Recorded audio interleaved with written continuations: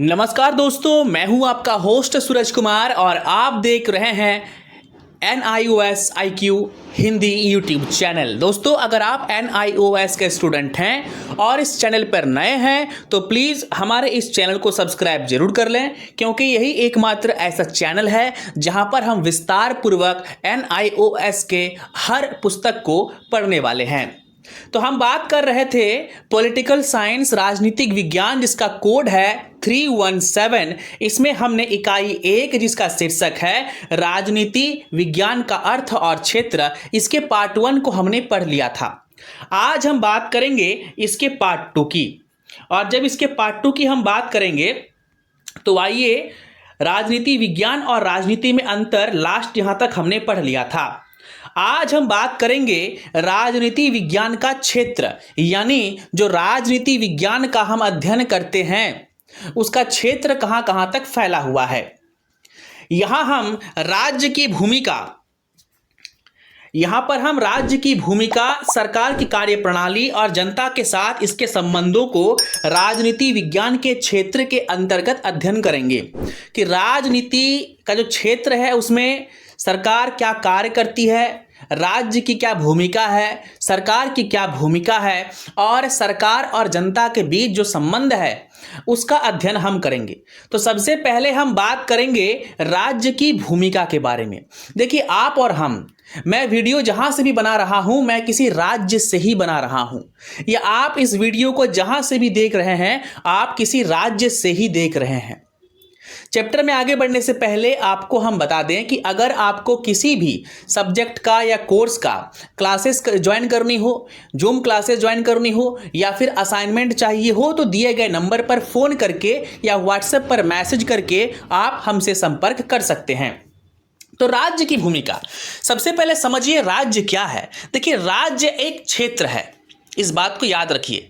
राज्य और राजनीति दोनों जो है ना, वो सिक्के के दो पहलू हैं। राज्य और राजनीति सिक्के के दो पहलू हैं, लेकिन यहां पर एक बात जो आपको ध्यान देनी होगी वो ये है कि राज्य के बगैर राजनीति तो हो सकती है। याद रखिएगा, राज्य के बगैर राजनीति हो सकती है, क्योंकि आज से हजारों साल पहले जब आदि मानव जंगलों में रहा करते थे तो उस समय कोई शासन प्रशासन राज्य नहीं था, कोई क्षेत्र नहीं था, कोई सीमा, कोई बॉर्डर नहीं था, लेकिन राजनीति तो उस समय भी थी, है ना। लेकिन जब राज्य का कॉन्सेप्ट आ जाता है ना, तो बिना राजनीति के राज्य नहीं होता। बिना राज्य के राजनीति हो सकती है, लेकिन बिना राजनीति के राज्य नहीं हो सकता। अब इन कुछ कुछ चीजों को हम समझेंगे। राज्य शब्द का पहली बार आधुनिक संदर्भ में प्रयोग इटली के राजनीतिज्ञ मैकियावेली ने किया था। उस समय से हर राजनीतिज्ञ राजनीति विज्ञान का अध्ययन करते समय मुख्य रूप से राज्य का ही अध्ययन करता है। मैंने कहा ना, अगर कहीं पर राज्य है तो राजनीति होगी ही होगी, क्योंकि बिना राजनीति के राज्य हो नहीं सकता। राज्य के 4 प्रमुख तत्व होते हैं, यानी 4 चीजें राज्य के लिए बहुत जरूरी होती है। सबसे पहला है कि अगर कहीं पर कोई राज्य है तो राज्य की जनता भी होगी, उसके बाद एक क्षेत्र होगा जहां पर लोग निवास करेंगे, रहते हैं। उसके बाद है सरकार, जो जनता के लिए कायदे कानून बनाते, क्योंकि राज्य होगा, जनता होगा, तो जनता के लिए तो नियम बनाना पड़ेगा ना, क्योंकि अगर नियम नहीं बनाया जाएगा जनता के लिए, पब्लिक के लिए, तो फिर क्राइम बढ़ेगा, अपराध बढ़ेगा।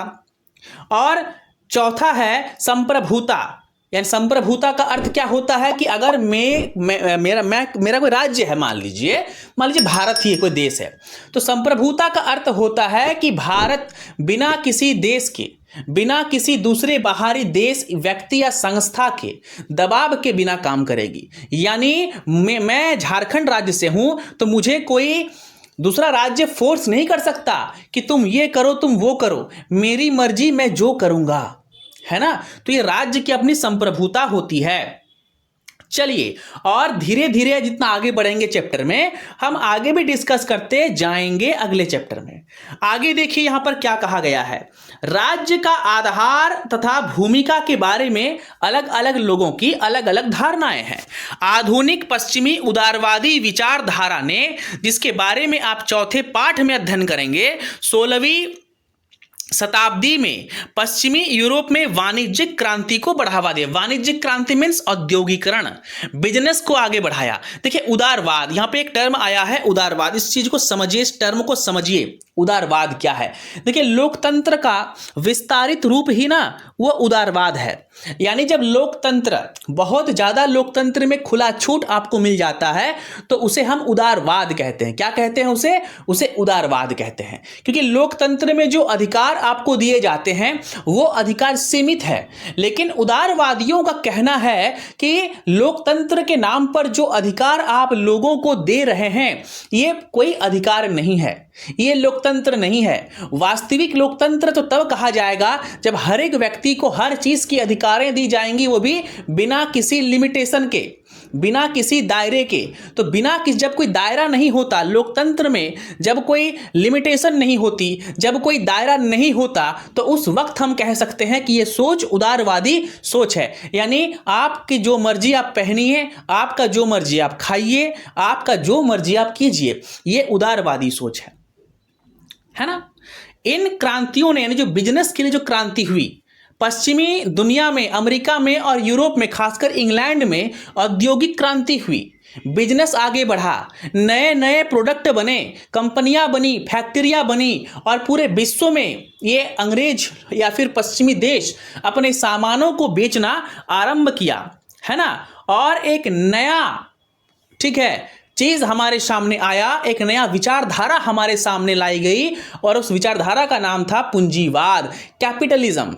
कैपिटलिज्म मतलब मार्केट का अधिकांश पैसा जो है वो पूंजीवादियों के हाथ में, किसी व्यक्ति के हाथ में, निजी हाथ में चला जाए। यानी मार्केट का, बाजार का अधिकांश हिस्सा या परसेंटेज जब किसी निजी व्यक्ति, कंपनी या संस्था के हाथों में चली जाती है तो उस प्रकार के बाजार को हम लोग कहते हैं पूंजीवादी बाजार। चलिए यहां तक अगर आपको समझ में आ गया है तो अब हम आगे बढ़ेंगे। आगे देखिए, ऐसे समूह, सामाजिक समूह के अंतर्गत कौन आते हैं? व्यापारी। पूंजीवाद में कौन कौन आ जाएगा? व्यापारी यहां पे आ जाएगा पूंजीवाद में, ध्यान से देखिए। उसके बाद व्यवसायी आ जाएगा, सौदागर आ जाएगा और फिर उद्योगपति, है ना। इन्हें कहते हैं बुजुर्वा वर्ग या बुर्जुआ वर्ग, ठीक है, आप जो भी कहें। यानी सामंतवाद मतलब एक व्यक्ति के हाथ में बहुत सारा पैसा, इसे कहते हैं बुर्जुआ वर्ग या सामंत वर्ग, जो इस व्यवस्था के मुख्य लाभ भोगी हैं। यानी लाभ उन्हीं को मिलता है मार्केट का, बाकी लोगों को लाभ नहीं मिलता। उदारवादियों का मानना है कि जनता की राय लेना राज्य का मुख्य आधार है। यानी एक राज्य को हमेशा अपने जनता के हितों के बारे में सोचनी चाहिए। एक राज्य को हमेशा यह सोचना चाहिए कि मैं अपने जनता को लाभ कैसे पहुंचाऊं, और जो राज्य नियम और कानून लागू करती है वह नियम कानून भी जनता के परामर्श के बाद ही लागू किए जाने चाहिए। प्रारंभिक उदारवादी विचारकों का कहना है कि राज्य एक आवश्यक बुराई है। आवश्यक तो है लेकिन बुराई है। क्यों कहा गया? देखिए इस पर बात कीजिए, आवश्यक बुराई क्यों कहा गया? राज्य बहुत ही आवश्यक है, कंपलसरी है, जरूरी है शासन करने के लिए, लेकिन बुराई है। बुराई क्यों है? क्योंकि जब राज्य आ जाता है ना तो वहां पर फिर राजनीति थोड़ी सी धूमिल हो जाती है, फिर राजनीति थोड़ी सी व्यवसाय का कारण बन जाती है। क्योंकि जब राज्य आ जाएगा तो राज्य के मुख्यमंत्री भी होंगे, मंत्री भी होंगे, राजा भी होंगे, ठीक है, तो वो फिर अपने फायदे के लिए काम करेंगे। एक बुराई है परंतु जो आवश्यक भी है, ताकि व्यक्ति को बाहरी और आंतरिक शत्रुओं से बचाया जा सके।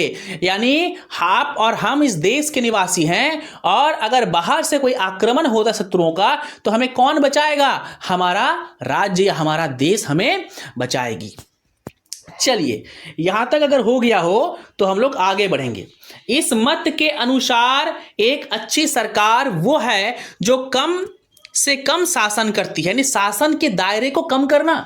अगर शासन के दायरे को आप बढ़ा देते हैं तो क्या हो जाता है? पाबंदियां लग जाती है जनता पर, और उदारवादी पाबंदियों का ही तो विरोध करते हैं। उदारवादी चाहते ही नहीं कि पाबंदी लगे, दूसरे शब्दों में राज्य को एक पुलिस राज्य होना चाहिए, परंतु सीमित होना चाहिए। यानी पुलिस भी अपना काम करे, सरकार भी अपना काम करे दायरे में।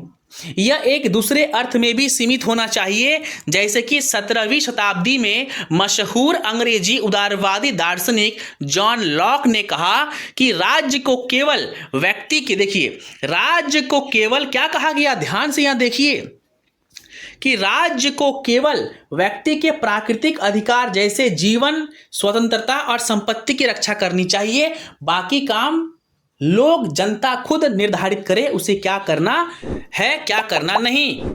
इसके विपरीत यानी उदारवादी दृष्टिकोण के ठीक उल्टा है मार्क्सवादी दृष्टिकोण। मार्क्सवादी दृष्टिकोण का अर्थ क्या होता है, मार्क्स कौन थे, कमेंट में आप लोग लिखिए। इसके विपरीत मार्क्सवादी दृष्टिकोण, जिसके बारे में चौथे अध्याय में हम पढ़ेंगे, इनका मानना है कि राज्य एक निष्पक्ष संस्था नहीं है। यानी मार्क्सवादियों का कहना है जो राज्य है ना, वो कभी निष्पक्ष फैसला नहीं करती, वो हमेशा किनका साथ देती है, पूंजीवादियों का, है ना, पूंजीवादियों का। जो लोग पैसे वाले हैं, राज्य उनका सपोर्ट करती है। ये किनका कहना था, मार्क्सवादियों का। मार्क्सवादियों का अर्थ क्या है, जो कार्ल मार्क्स की विचारधारा को मानते हो। इस दृष्टिकोण को मानने ठीक है वाले लोगों का मानना है कि सदियों से राज्य धनी लोगों के हाथों में एक हथियार है। यानी जो पैसे वाले लोग हैं ना, सरकार और राज्य कुछ नहीं है, पैसे वालों का एक वेपन है, एक हथियार है, जिससे गरीबों का शोषण किया जाता है। दूसरी ओर गांधीवादी दृष्टिकोण का मानना है कि ट्रस्टीशिप की व्यवस्था द्वारा लोगों के अस्तित्व को बचाए रखना है। इसके द्वारा निर्धनतम पुरुष और स्त्रियों को सहायता प्राप्त होनी चाहिए। जो निर्बल हैं, जो दुर्बल हैं, जो निर्धन हैं, उन्हें सपोर्ट मिलना चाहिए। 1930 के दशक में लोक कल्याणकारी राज्य का उदय हुआ, जो अपने नागरिकों के कल्याण, विशेषकर गरीब, बेरोजगार और बूढ़े लोगों के हित का अधिक ध्यान रखता है। यह अब प्राय माना जा रहा है कि लोक कल्याणकारी राज्य आम लोगों के, आम जनता के हितों की बात करता है, आम लोगों, आम जनता के कल्याण की बात करता है। इसीलिए राज्य का कार्य कई गुना बढ़ गया है। यहां तक भी हम लोग समझ गए हैं, काफी आसान भी है। आगे हम लोग देखेंगे शक्ति सामर्थ्य की बात की गई है। शक्ति का तात्पर्य एक व्यक्ति की उस क्षमता से है जो दूसरे व्यक्ति की क्रियाओं एवं आचार व्यवहार को प्रभावित करे। यानी अगर मैं ताकतवर हूं, मैं शक्तिशाली हूं, तो मैं कुछ भी काम करूंगा, इसका प्रभाव आप पर पड़ेगा, समाज पर पड़ेगा, किसी दूसरे व्यक्ति पर पड़ेगा। मैं आपके ऊपर आधिपत्य रखता हूं, यानी कंट्रोल रखता हूं। यदि मैं आपसे वो कार्य कराने में सफल हूं जो आप अपने आप नहीं करते, यही तो शक्ति है। यानी मैं आपसे रिक्वेस्ट कर रहा हूं, आप मान नहीं रहे हैं, तब मैं अपने शक्ति का प्रदर्शन करूंगा और आप मान जाएंगे। लेकिन शक्ति का प्रयोग खुलेआम नहीं होता। क्या होता, शक्ति का जो प्रयोग होता है खुलेआम नहीं होता। लेकिन राज्य भी कभी कभार शक्ति का खुला उपयोग करती है। पुलिस क्या है, पुलिस तो शक्ति का उपयोग करने के लिए राज्य का हथियार है ना। पुलिस क्या है, पुलिस एक तरह का हथियार है राज्यों का, कि शक्ति का वैध और अवैध इस्तेमाल कर सके। इसका प्रयोग गुप्त रूप से भी किया जाता है, जैसे कार्यक्रम पर नियंत्रण। यद्यपि शक्ति का सबसे अच्छा प्रयोग तब माना जाएगा जब मैं आपको यह मनवा सकूं कि आपके लिए क्या अच्छा क्या बुरा, यानी आप पूरी तरह मेरी बातों में आ जाए। यानी मैं कहूं उठ जाइए तो आप उठ जाएंगे, मैं कहूं बैठ जाइए तो आप बैठ जाएंगे। इस तरह से मेरा आप पर पूरा कंट्रोल हो जाता है। ऐसे प्रभुत्व को कभी चुनौती नहीं दी जा सकती। सरकार की शक्तियों के बारे में अध्ययन करते समय हम सरकार के विविध पक्षों पर ध्यान केंद्रित करते हैं। सरकार का अच्छा पक्ष भी होता है, बुरा पक्ष भी होता है, और कभी कभार तो सरकार न्यूट्रल भी होती है। हम मंत्रियों की बात करते हैं जिनके पास अपने क्षेत्र संबंधी विभाग और उससे संबंधित शक्तियां होती है ना। जनता के ऊपर शासन करने के लिए नौकरशाही और विशाल सरकारी प्रशासन की भी व्यवस्था है। सरकार के पास नौकरी करने वाले लोग भी हैं। सरकार विभिन्न प्रकार के कानूनों का प्रावधान प्रशासन द्वारा उन्हें जीवन पर नियंत्रण बनाए रखने के लिए भी करती है कि लोगों के जीवन पर जो है सरकार का क्या हो, सरकार का कंट्रोल हो। आगे देखिए, यहाँ एक बात ध्यान देने योग्य है कि शक्ति का अस्तित्व केवल उच्च स्तरीय सामाजिक जीवन से संबंधित लोग जैसे सरकार के नीचे प्रशासन, उसके नीचे चुनाव आदि में ही दिखाई नहीं देता, बल्कि इसे छोटे स्तर पर परिवार जैसी इकाइयों में भी देखा जाता है। यानी राजनीति जो है वह घरों में भी दिखाई देती है। नारीवादी आंदोलनकारियों का मानना है कि पुरुष नारीवादी आंदोलनकर्ता मतलब जिन्होंने नारियों के अधिकार के लिए लड़ा, वो नारीवादी आंदोलनकारी जो नारियों के अधिकार के लिए लड़ते हैं, महिलाओं के हितों की कल्याण की बात करते हैं, वे चाहते हैं कि महिलाएं आगे बढ़े। उनका मानना है कि पुरुष का व्यक्तिगत जीवन भी जो है वो हमेशा चाहता है कि किस प्रकार महिलाओं पर कंट्रोल करें, महिलाओं पर नियंत्रण करें। अतः यह ठीक कहा गया है कि व्यक्तिगत भी राजनीतिक ही है, यानी राजनीति व्यक्तिगत चीज भी हो सकती है। एक अन्य विचारणीय बात यह है कि वैध और अवैध शक्ति, जो मैंने पहले अभी कहा, वैध और अवैध शक्ति में भी विभिन्नता को देखा गया। कुछ ऐसी शक्ति होती है जिसे न्याय संगत और उचित कहा जाता है, यानी शक्ति का वैध उपयोग। और अगर शक्ति का वैध उपयोग कोई कर रहा है तो समझ लीजिए ये आपके अच्छाई के लिए किया जा रहा है। सरकार अगर पुलिस का इस्तेमाल वैध तरीके से करे तो समझ लीजिए यह शक्ति का वैध उपयोग है। लेकिन वही चीज सरकार अगर पुलिस का या शासन प्रशासन का इस्तेमाल आपके बुराई के लिए करे, सरकार खुद के फायदे के लिए करे, राजनीति के लिए करे, तो समझिए यह शक्ति का अवैध उपयोग है। क्या है? अवैध उपयोग है ना। परंतु कुछ शक्ति ऐसी होती है जिसे न्याय संगत, ध्यान दीजिएगा यहां पर, जिसे न्याय संगत नहीं कहा जाता। एक डकैत की शक्ति जिसने मुझे अपने कब्जे में कर लिया है वास्तविक है, क्योंकि अगर मैं उसकी इच्छाओं के विरुद्ध जाऊंगा तो वो मुझे मार देगा। आगे देखिए, पुलिस का यहां पर एग्जाम्पल दिया गया है ना। चलिए अब बात करेंगे हम लोग नागरिक और सरकार की। देखिए, सरकार राज्य का सर्वाधिक महत्वपूर्ण तत्व है जिसके द्वारा राज्य अपने उद्देश्यों की पूर्ति करता है, शासन करता है, नियम कानून बनाता है। अपने तीनों अंग, सरकार के 3 अंग होते हैं, याद रखिएगा, व्यवस्थापिका, कार्यपालिका और न्यायपालिका, है ना। या व्यवस्थापिका को कभी कभार विधायिका भी कहते हैं। क्या कहते हैं? विधायिका। कहीं नोट कर लीजिए। इन तीनों के माध्यम से सरकार नियम और कानून का निर्माण करती है, विवादों का निपटारा करती है और शांति और व्यवस्था कायम रखने का कार्य करती है। यह देश की एकता और अखंडता को भी सुनिश्चित करने का प्रयास करती है। आधुनिक लोकतांत्रिक सरकारें नागरिकों और समाज के कल्याण और विकास के लिए अनेकों अन्य कार्य करती है। तो किसी भी सरकार के लिए या किसी भी राज्य या देश के लिए वहाँ का नागरिक सबसे इंपॉर्टेंट वस्तु हो जाती है, इंपॉर्टेंट चीज़ हो जाती है। सबसे महत्वपूर्ण अंग क्या है? नागरिक। बिना नागरिक का राज्य ही नहीं बनेगा, और जब राज्य नहीं बनाएगा तो कानून कैसे बनाएंगे? कानून किसके लिए बनाएंगे आप? तो नागरिक सबसे इंपॉर्टेंट है। और नागरिक के बाद बनती है सरकारें। सरकार कौन बनाती है? जनता। चुनाव में, इलेक्शन में वोट कौन डालता है? हम लोग नागरिक हैं। हम लोग वोट करेंगे तभी सरकारें बनकर आएंगी, और सरकारें बनकर आएंगी तभी तो वो पावर का इस्तेमाल कर पाएंगी।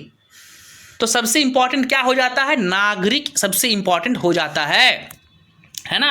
आगे देखिए, ऐसी प्रवृत्ति विकासशील देशों में अधिक पाई जाती है, जैसे भारत में।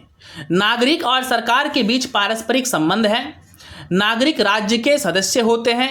राज्य नागरिकों के अधिकारों को मान्यता देती है और इसके बदले नागरिकों से कुछ कर्तव्यों की अपेक्षा भी रखती है। यानी सरकार हमें अधिकार भी देती है और हमें कर्तव्यों का पालन करने को भी कहती है। जहां तक नागरिकों के अधिकारों का प्रश्न है, ये अधिकार 3 भागों में बांटे गए हैं। सबसे पहला है नागरिकों का अधिकार, राजनीतिक अधिकार और सामाजिक अधिकार। नागरिक अधिकार वे हैं जो व्यक्ति की स्वतंत्रता के लिए आवश्यक होते हैं। आप आज़ाद हैं, आप स्वतंत्र हैं, आप किसी के गुलाम नहीं हैं, तो ये आपका नागरिक अधिकार है, व्यक्तिगत अधिकार है। इसके अंतर्गत जीवन का अधिकार यानी जीने का अधिकार, व्यक्तिगत स्वतंत्रता, कहीं भी जाने का, कुछ भी पहनने का, कुछ भी खाने का अधिकार, भाषण देने की स्वतंत्रता का अधिकार, अपने विचारों को व्यक्त करने का अधिकार, संपत्ति रखने का अधिकार, समझौता करने का अधिकार, कानून के सामने समानता का अधिकार और कानून द्वारा समान सुरक्षा इत्यादि शामिल है। यानी ये सब अधिकार नागरिक अधिकार में आ जाता है ना। अब है कानून के समक्ष समानता का अर्थ होता है कि कानून सभी नागरिकों को एक नज़र में देखेगी। यानी कोई मंत्री का बेटा भी या कोई मंत्री भी अगर कुछ केस में फंस जाए तो कानून उसे एज अ मंत्री के तौर पर नहीं, एज अ अपराधी के तौर पर देखेगी। कानून के नज़र में सभी व्यक्ति समान है। राजनीतिक अधिकारों का अर्थ होता है वोट देने का अधिकार, चुनाव लड़ने का अधिकार। ये आपके राजनीतिक अधिकार है कि आप राजनीति में प्रवेश कर सकते हैं, चुनाव वगैरह लड़ सकते हैं। राजनीतिक अधिकारों जो है ये समझ गए। अब सामाजिक अधिकारों के अंतर्गत क्या आता है? आर्थिक कल्याण समाज के लिए, समाज की सुरक्षा, समाज में उपस्थित सम्मान की जिंदगी जीना इत्यादि, है ना। आगे देखिए, नागरिकों का प्रथम कर्तव्य है कि वह सरकार को टैक्स दे। पहला, फर्स्ट ड्यूटी, प्रत्येक नागरिक को विधि और नियम का पालन करके सरकार से सहयोग करना चाहिए और प्रतिरक्षण में मदद करनी चाहिए ताकि असाध्य बीमारियों को रोका जा सके। जनसंख्या विकास को रोकने के लिए छोटा परिवार की परंपरा अपनानी चाहिए। सार्वजनिक संपत्ति की रक्षा करनी चाहिए, जैसे स्कूल, अस्पताल, कॉलेज, सड़कें, है ना, पुल, ब्रिज, ये सभी सरकार की संपत्तियां हैं, इनकी हमें रक्षा करनी होगी। और असामाजिक तत्व और राष्ट्र के दुश्मनों को पकड़वाने और सजा दिलवाने के लिए मदद करनी चाहिए। अलग अलग जाति, धर्म, भाषा और क्षेत्र के नागरिकों को अपनी अपनी समस्याओं का समझौता के द्वारा समाधान करनी चाहिए, हिंसा द्वारा नहीं। हमेशा समझौता कीजिए, हिंसा नहीं। पुलिस भी लाठीचार्ज करती है तो बाध्य होकर, मजबूर होकर पुलिस पहले आके समझाती है। अगर लोग नहीं समझते, लोग हिंसा पर उतारू होते हैं, तब जाके पुलिस को जबरन उस हिंसा को रोकने के लिए लाठीचार्ज करनी पड़ती है। ऐसा होने पर सरकार अपने संसाधनों और ऊर्जा को बचाकर सकारात्मक कार्यों में लगा सकेगी। चलिए, तो ये हमने पढ़ लिया नागरिकों के बारे में, सरकार के बारे में। अब हम बात करेंगे स्वतंत्रता के बारे में। देखिए, स्वतंत्रता यानी फ्रीडम, आज़ादी, है ना। स्वतंत्रता शब्द की उत्पत्ति लैटिन भाषा के शब्द लिबर से हुई है, जिसका अर्थ है स्वतंत्रता। व्यक्ति के व्यक्तित्व के विकास में स्वतंत्रता का बहुत बड़ा महत्व है। यानी कोई व्यक्ति अगर विकास कर रहा है ना, तो कहीं ना कहीं वह स्वतंत्र है, क्योंकि आप किसी के कंट्रोल में रहकर, आप किसी के अधीन रहकर कभी भी स्वतंत्र नहीं काम नहीं कर सकते। प्राचीन समय में राजनीतिक चिंतकों का एक दल मानता था कि व्यक्ति की स्वतंत्रता का अर्थ है किसी प्रकार की बाधा ना हो, किसी प्रकार से आपको रोका ना जाए। इसे स्वतंत्रता का नकारात्मक अर्थ भी कहा गया, है ना।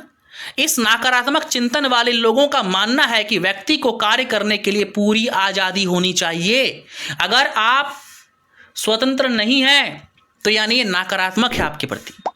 जॉन स्टुअर्ट मिल, जो एक ब्रिटिश राजनीतिक चिंतक थे, उनका मानना है बाधा एक बुराई है। किसी भी प्रकार से व्यक्ति को सरकार द्वारा, संस्था द्वारा बाधा नहीं दिया जाना चाहिए।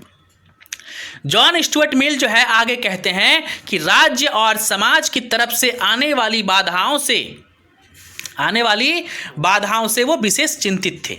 मनुष्य एक समाज में रहता है, इसलिए बाधाओं का बिल्कुल नहीं होना असंभव है। बाधाएं तो होंगी ही होंगी, लेकिन सरकार को यह ध्यान रखना चाहिए कि बाधाओं का प्रकार क्या हो, है ना।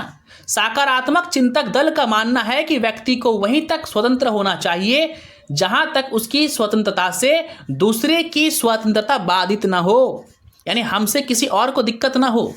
स्वतंत्रता का अर्थ ये नहीं होता कि आप सड़क पे चल रहे हैं किसी को गाली गलौज करते हुए, क्योंकि आप किसी को गाली गलौज करते हैं तो आप कहते हैं कि मुझे आज़ादी है कुछ भी कहने की, कुछ भी बोलने की, लेकिन आप जिसको गाली गलौज कर रहे हैं उसके स्वतंत्रता का हनन हो रहा है कि नहीं? बिल्कुल हो रहा है। तो ऐसी बातों से बचना चाहिए, है ना, ऐसी बातों से बचना चाहिए। आगे है स्वतंत्रता की सुरक्षा। देखिए, संविधान में व्यक्ति के अधिकारों की घोषणा को स्वतंत्रता का एक प्रमुख रक्षक माना गया। इसके द्वारा लोगों की स्वतंत्रता को सरकारी हस्तक्षेप से बचाया जाता है, यानी आपकी स्वतंत्रता की सुरक्षा, ये सुरक्षा प्रदान करना भी सरकार का ही काम है। और कहीं से भी अगर आपको लगता हो कि आपके स्वतंत्रता में कोई बाधा सरकार ला रही है, या कोई व्यक्ति ला रहा है, या कोई संस्था ला रही है, तो आप उस व्यक्ति, सरकार और संस्था के खिलाफ न्यायपालिका में जा सकते हैं, है ना। इसके लिए सरकार ने संविधान में न्यायपालिका का उल्लेख है। अब देखिए, कार्यपालिका, व्यवस्थापिका और न्यायपालिका के बीच शक्ति का विभाजन भी स्वतंत्रता की रक्षा का प्रमुख साधन है। मॉन्टेस्क्यू का कहना है कि शक्ति पर नियंत्रण शक्ति द्वारा ही होना चाहिए। कानून के नियम और कानून की दृष्टि में समानता भी स्वतंत्रता की रक्षा करते हैं। इन नियमों से जाति, वर्ग, धर्म और रंग के आधार पर भेदभाव समाप्त हो जाता है। चलिए आगे देखते हैं क्या दिया गया है। आगे कुछ जो है यहाँ पर फिल इन द ब्लैंक्स है। इन रिक्त स्थानों को आपको भरना है कि राज्य शब्द का सर्वप्रथम प्रयोग किसने किया था। तो हमने क्या पढ़ा, राज्य का किसने किया था, मैकियावेली ने किया था। स्वतंत्रता की शब्द की उत्पत्ति कहाँ से हुई थी, ये कौन शब्द था, लैटिन शब्द था, है ना। डैश उदारवादी नकारात्मक स्वतंत्रता का समर्थन करते हैं, तो कौन से, आधुनिक उदारवादी, प्रारंभिक उदारवादी, इसको आपको फील करना है। फिल इन द ब्लैंक्स है, आप फील करेंगे। चलिए आगे हम बात करते हैं न्याय तथा राज्य और नागरिकों के लिए इसकी प्रासंगिकता। देखिए सबसे पहले न्याय को समझिए, न्याय क्या है। अन्याय का ना होना ही न्याय है। न्याय मीन्स जस्टिस, न्याय मीन्स अच्छे को अच्छा कहना, बुरे को बुरा कहना, है ना। अच्छे के लिए अच्छा करना, बुरे के लिए बुरा करना। अगर किसी अपराधी को कोर्ट से या पुलिस से सजा मिलती है तो भी वो न्याय है, और अगर किसी निर्दोष को उसकी सजा खत्म की जाती है तो वो भी न्याय है। न्याय, जस्टिस शब्द लैटिन भाषा के शब्द जो है जस्ट से उत्पन्न हुआ है, जिसका अर्थ है बंधन। इसलिए न्याय शब्द का अर्थ हुआ जोड़ना, बांधना। इसलिए कहा जा सकता है कि न्याय स्वतंत्रता और समानता जैसे मूल्यों को जोड़ता है और इनका संश्लेषण करता है। ई बार्कर ने न्याय को राजनीतिक मूल्यों का सामंजस्य और संश्लेषक कहा। न्याय की सबसे साधारण और बढ़िया परिभाषा है, सभी को जो कुछ मिलना चाहिए वो उन्हें मिले। जिसको बोले ना, जो अच्छा करता है अच्छा मिले, बुरा करता है बुरा मिले, यही न्याय है।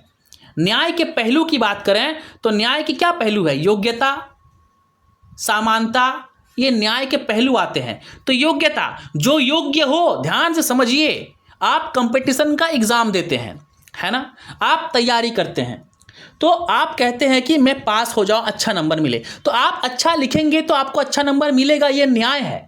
कोई अच्छा से नहीं पढ़ेगा, अच्छा नहीं लिखेगा, उसको कम नंबर मिलेगा, ये उसके लिए न्याय है। तो योग्यता यानी आपकी योग्यता के आधार पर आपको नंबर मिले, मार्क्स मिले, नौकरी मिले, ये न्याय कहलाता है। आवश्यक और समानता, क्या है आवश्यकता, सरकार का काम क्या है, सरकार कैसे जनता को न्याय दिलाती है। सरकार जनता को न्याय दिलाती है हमारी मूलभूत आवश्यकताओं की पूर्ति करके। तो हमारी मूलभूत आवश्यकताएं क्या है, रोटी, कपड़ा, मकान, सड़क, बिजली, पानी और स्वास्थ्य, शिक्षा, है ना। यानी हमें शिक्षा भी सरकार देगी, हमें स्वास्थ्य भी सरकार देगी, ये सब सरकार हमें देगी, तो ये वहां की न्याय है, ठीक है। और समानता, समानता मतलब जो भी मिले सबको बराबर मिले। ऐसा ना हो कि किसी व्यक्ति को ज़्यादा मिल जाए, किसी व्यक्ति को ना ही मिले, ऐसा भी नहीं होना चाहिए। तो समानता होनी चाहिए। अवसर की समानता, ध्यान से समझिए, अवसर मीन्स मौका, चांस। सरकार, शासन, प्रशासन, राज्य या राजनीति अपने राज्य के प्रत्येक नागरिकों को अवसर की समानता प्रदान करती है, यानी सबको बराबर मौका देती है। सरकार जब कोई वैकेंसी निकालती है नौकरी के लिए तो सभी के लिए निकालती है, हर व्यक्ति उस वैकेंसी को भर सकता है, चाहे आपका रंग अलग हो, जात अलग हो, धर्म अलग हो, रूप अलग हो, आप किसी और राज्य से हो, इससे फर्क नहीं पड़ता, आप उस वैकेंसी को भर सकते हैं। यानी सरकार आपको समान मौका दे रही है कि आप आइए और आप आके जो है इस वैकेंसी को भरिए, मैं आपको मौका दे रहा हूं, है ना। तो ये हो गया अवसर की समानता। क्या हो गया? अवसर की समानता। आगे भी देखिए यही सब चीज़ है। यहाँ पर ध्यान से एक चीज़ देखिए, अवसर की जो समानता है, यहाँ पर बात की गई है अवसर की समानता का अवधारणा से शर्तों की समानता जुड़ी है। किसी भी दौर में प्रत्येक व्यक्ति को प्रारंभ स्थान पर होने का अवसर मिलना चाहिए। उसके पश्चात जीवन की दौर प्रारंभ होती है। इस दौर में कुछ प्रथम स्थान पर आएंगे, कुछ द्वितीय और कुछ असफल हो जाएंगे, परंतु ये समानता का उल्लंघन नहीं होगा, क्योंकि सभी को बराबर मौका मिला है। आपको भी मौका मिला है कि जाइए दौड़िए, दौड़ के आप फर्स्ट आइए, या एग्जाम में पास होकर आप फर्स्ट आइए, है ना। तो ये हो गया अवसर की समानता। आगे बात करेंगे संपूर्ण न्याय। क्या है संपूर्ण न्याय? ध्यान से देखिए, न्याय के सिद्धांत का एक और पक्ष है जो योग्यता और आवश्यकता दोनों को अस्वीकार करता है। वो योग्यता को भी अस्वीकार कर देता है और आवश्यकता को भी। यह पक्ष समस्त परिणाम को स्वीकार करता है। जॉन रॉल्स इस सिद्धांत इसी वर्ग में आता है। वो अपनी पुस्तक न्याय के सिद्धांत में लिखते हैं कि वस्तुओं के निर्धारण संबंधी असमानताएं उचित है यदि वे असमानताएं समाज के पिछड़े सदस्यों के हितों में कार्य कर रही है। उदाहरण के लिए एक प्रोफेसर का उच्च वेतन न्यायोचित है अगर वह प्रत्यक्ष और अप्रत्यक्ष रूप से पिछड़े सदस्यों को लाभ पहुंचाता है। समझ रहे हैं? यानी योग्यता और आवश्यकता। दूसरी तरफ नोजिक है ना, दूसरी तरफ क्या है? नोजिक जो है, जैसे विद्वान न्याय के परंपरागत अर्थ का समर्थन करते हैं। परंपरागत मतलब पुराने वाले चीजों का, जो कानून और अधिकार का आदर करता है। इस सिद्धांत के अनुसार व्यक्ति के संपत्ति रखने के अधिकार जैसे प्राकृतिक अधिकार प्राप्त हैं। ये अधिकार व्यक्ति को दिए गए हैं क्योंकि प्रत्येक व्यक्ति एक मानव है और उसे संपत्ति रखने का हक है। नोजिक का मानना है कि राज्य भी इस अधिकार को छीन नहीं सकता, संपत्ति के अधिकार को छीन नहीं सकता। लेकिन भारत में एक बार संविधान से छेड़खानी हुई थी कांग्रेस के समय में, और उस समय संपत्ति का जो अधिकार है उस अधिकार को छीन लिया गया था। 7 मौलिक अधिकार थे। 7 मौलिक अधिकार में से 1976 42वां संविधान संशोधन में इस चीज को छीन लिया गया था, संपत्ति के अधिकार को। याद रखिए, पॉलिटिकल साइंस के बच्चे हैं तो आपको याद हो जाना चाहिए। नोजिक राज्य द्वारा अधिक कर वसूले जाने के खिलाफ हैं। उनका कहना है व्यक्ति को अपनी इच्छा से आमदनी को खर्च करने के अधिकार में कर बाधा पहुंचाता है, यानी अधिक टैक्स बढ़ा देंगे तो भी खराब चीजें हैं। व्यक्ति की स्वतंत्रता में कर वसूली बाधक है, यानी सरकार आपसे मनमर्जी टैक्स ले रही है तो आप ये नहीं कह सकते कि आप स्वतंत्र हैं। न्याय एक परिवर्तनशील धारणा है, उसमें प्राचीन समय से लेकर अब तक बदलाव आ रहा है, इसलिए न्याय के बारे में अंतिम शब्द कहना कठिन है। न्याय एक ऐसी धारणा है जो निरंतर विकसित होती रहती है, आगे बढ़ती रहती है। अब देखिए न्याय और इसका स्वतंत्रता और समानता के साथ संबंध। लॉर्ड एक्टन और एलेक्सिस डी टोक्वेली जैसे 19वीं सदी के विद्वानों का मानना है कि स्वतंत्रता और समानता असंगत है, संगत नहीं है, अलग अलग चीजें हैं, है ना। उनका सोचना है कि समानता के ऊपर विशेष बल अगर देते हैं तो स्वतंत्रता कम हो जाता है, ये उनका मानना है। बाद के कुछ विद्वानों का भी यही मानना है। कल्याणकारी राज्य द्वारा प्रगतिशील कर वसूली को संपत्ति वाले व्यक्तियों की स्वतंत्रता का उल्लंघन माना जाता है, चाहे वास्तव में कर द्वारा प्राप्त धन गरीबों, बेरोजगारों, जरूरतमंदों, विकलांगों और बूढ़ों को दिया जाए, फिर भी जबरन टैक्स लेना गलत है। यही कहा गया है आगे। तो मैं उम्मीद करूंगा कि इस पाठ को पढ़ के, इस यूनिट को पढ़ के 2 भागों में जो बटा हुआ है, आप सारी चीज़ों को समझ गए होंगे, तथ्यों को समझ गए होंगे, और मैं भी आपको समझाने में सफल हो पाया हूं। वीडियो अच्छी लगी हो तो वीडियो को लाइक कीजिए, चैनल पे नए हैं तो चैनल को सब्सक्राइब करना बिल्कुल ना भूलें, साथ ही बेल आइकन पर क्लिक भी कर लें ताकि समय समय पर आपको नोटिफिकेशन मिलती रहे। और किसी भी तरह का project, guest paper, notes, book notes या फिर असाइनमेंट के लिए दिए गए नंबर पर आप फोन कर सकते हैं। तो मिलते हैं अगले एपिसोड में, तब तक के लिए नमस्कार।